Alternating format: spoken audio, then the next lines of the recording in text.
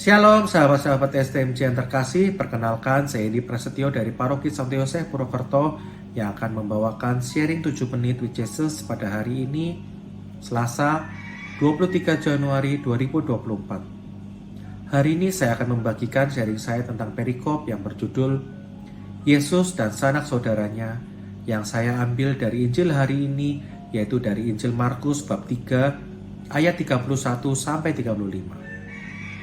Pada perikop ini saya terkesan pada ayat 35 yang berbunyi, "Barang siapa melakukan kehendak Allah, dialah saudaraku laki-laki. Dialah saudaraku perempuan, dialah ibuku." Saudara dan saudari yang terkasih, pada perikop kali ini Yesus mengajarkan kepada kita bagaimana cara supaya kita dapat menjadi bagian dalam keluarga kudus Yesus.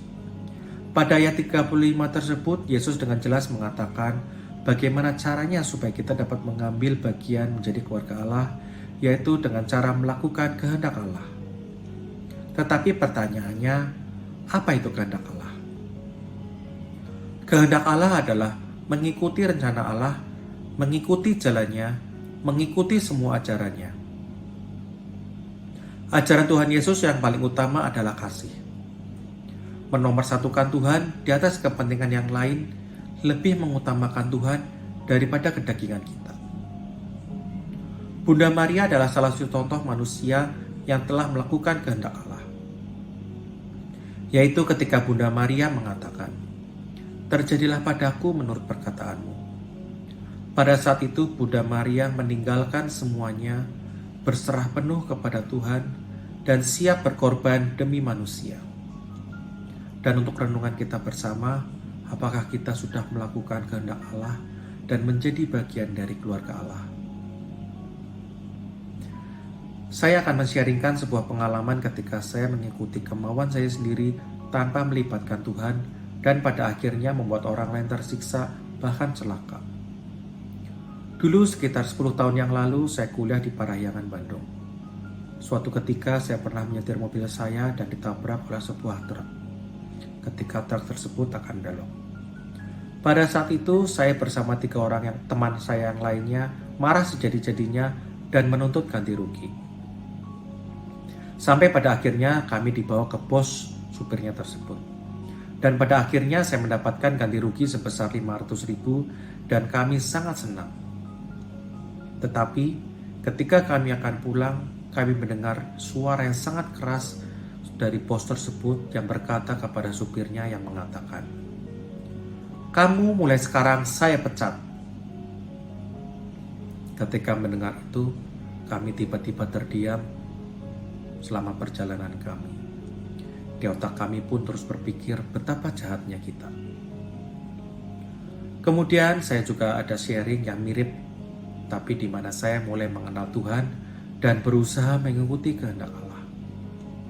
Pada saat itu tahun 2020 ketika COVID sedang berlangsung, penjualan di toko kami sedang menurun, konsumen sepi, dan kami berusaha menekan pengeluaran kami supaya kami tidak mem-PHK pegawai-pegawai kami. Kebetulan kantor saya terletak di belakang toko saya, dan saya mendapatkan WA dari supervisor saya mengatakan bahwa toko kami telah terserempet oleh mobil L300 yang sangat tua. Dan saya pun dengan emosi berjalan menuju toko tersebut. Ketika sedang berjalan, tiba-tiba ada suara dalam pikiran saya mengatakan, "Ampuni dia." Kedagingan saya masih menyangkal, "Tidak." Dan saya membayangkan dan mulai menghitung berapa uang yang harus saya keluarkan untuk memperbaiki toko tersebut yang saya yakin jumlahnya cukup banyak. Kemudian suara itu muncul lagi, "Ampuni dia." Di situ emosi saya tiba-tiba lenyap. Dan saya menemui orang tersebut dengan nada lembut. Saya menanyakan keadaan dia, bagaimana mobil dia, bahkan saya menanyakan apa pekerjaan dia. Dan yang ternyata dia adalah penjual kerupuk di pasar.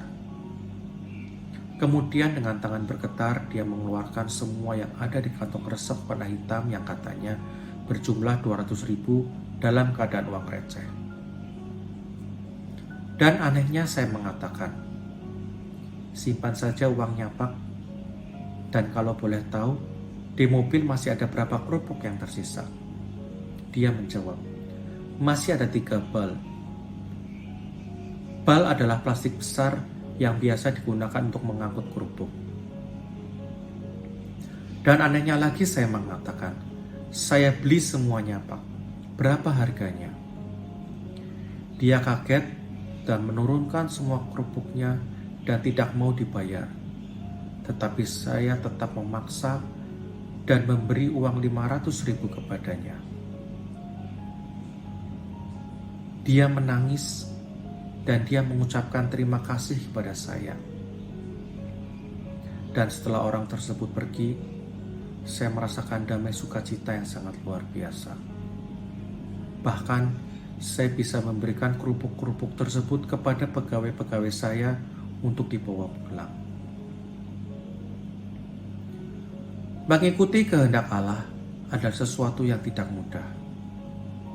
Kita harus selalu meminta bantuan dari Roh Kudus agar mampu melakukan kehendak-Nya. Saya pun sampai sekarang masih jatuh bangun untuk selalu berusaha mengikuti kehendak Allah. Melalui firman ini, saya diingatkan untuk selalu mengambil bagian menjadi keluarga Allah dengan cara mengikuti kehendak Allah.